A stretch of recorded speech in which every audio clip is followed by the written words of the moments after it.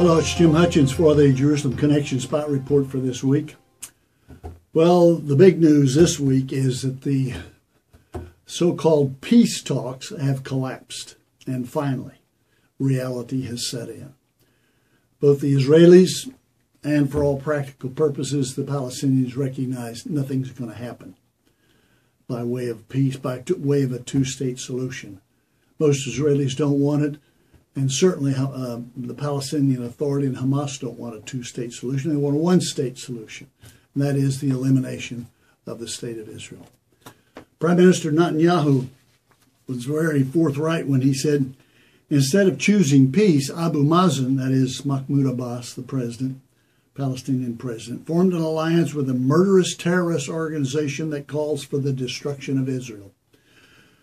Abu Mazen has formed an alliance with an organization whose covenant calls for Muslims to fight and to kill Jews. Hamas has fired more than 10,000 rockets and missiles at Israeli territory and has not halted terrorist actions against Israel even for a minute. This agreement between Abu Mazen and Hamas was signed even as Israel is making efforts to advance negotiations with the Palestinians. It is the direct continuation of the Palestinians' refusal, to advance the negotiations. Only last month, Abu Mazen rejected the framework principles proposed by the United States. Abu Mazen has refused even to discuss recognizing Israel as the national state of the Jewish people. He violated existing agreements by unilaterally applying to accede to international treaties and then formed an alliance with Hamas. Whoever chooses the terrorism of Hamas does not want peace. Very forthright, and I was pleased to see that there was immediate retaliation on the part of Congress. Listen to this. Representative Ileana Ros-Lehtinen, a Republican from Florida, who chairs the House Foreign Affairs panel in the Middle East, authored the Palestinian Terrorism Act and called for an immediate suspension of U.S. aid to the Palestinian Authority. The 2006 law prohibits support for Hamas-controlled Palestinian Authority, and you can be sure that Hamas will control the Palestinian Authority, not vice versa. The administration must halt the aid to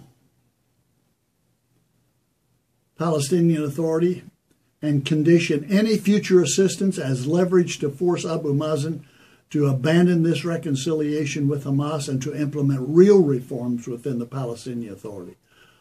Ros-Lehtinen went on to say, U.S. law is clear on the prohibition of U.S. assistance to a unity Palestinian government that includes Hamas, a designated foreign terrorist organization. That's also been done so by the European Union as well. And President Obama must not allow 1 cent of American taxpayer money to help fund this terrorist group. Her Democratic counterpart in the House Foreign Affairs panel said this, be certain that the Palestinian Authority will face significant consequences if a unity government is formed that includes terrorist members of Hamas. Well, that is good news, I must say. But we need to keep it in perspective. The attacks on Israel are not going to change. The Arab world, the Muslim world is anti-Semitic to the core. Anti-Semitism is growing in the European countries. I see now even in Ukraine, Jews are being required to sign their names as Jews. So it's going to increase. And we have biblical references as to what will take place. But be assured of this, God will have the last word. I'm thinking of Deuteronomy 32, where Yahweh says, I lift my hand to heaven. I lift my hand to heaven and declare, as surely as I live forever, when I sharpen my flashing sword and my hand grasps it in judgment, I will take vengeance on my adversaries and repay those who hate me. I will make my arrows drunk with blood, And while my sword devours flesh, the blood of the slain and the captives and the heads of the enemy leaders.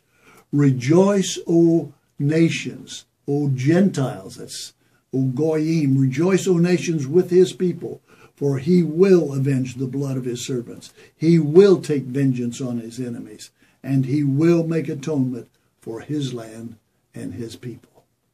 That's God's word. That's his last word. Be assured of that. Till next week, Od Ki Yavo Shiloh. Until Messiah comes, Yivareka Yahweh. God bless you and yours.